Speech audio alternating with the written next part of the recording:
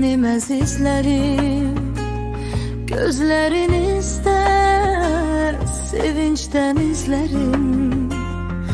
Bugün fərqlidir, başqa bir səhər. Qızımın gülüşü dolub göylərə qədər.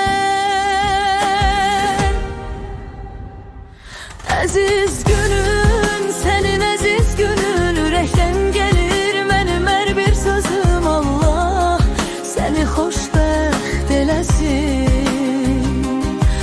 Qızım hər zaman gülsün, gülsün.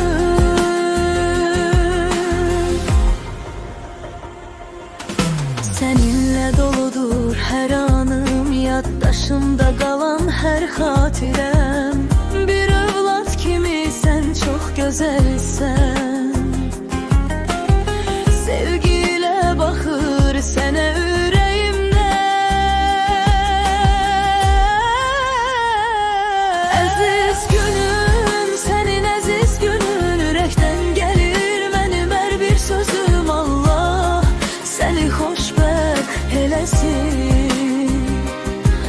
Qızım hər zaman gülsün, gülsün.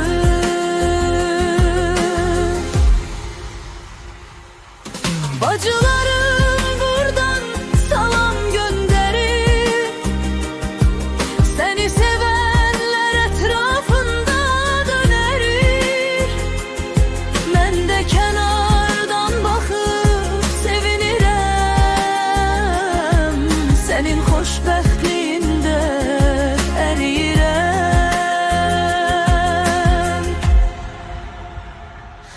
Əziz günün, sənin əziz günün, ürəkdən gəlir mənim hər bir sözüm. Allah səni xoşbəxt eləsin. Qızım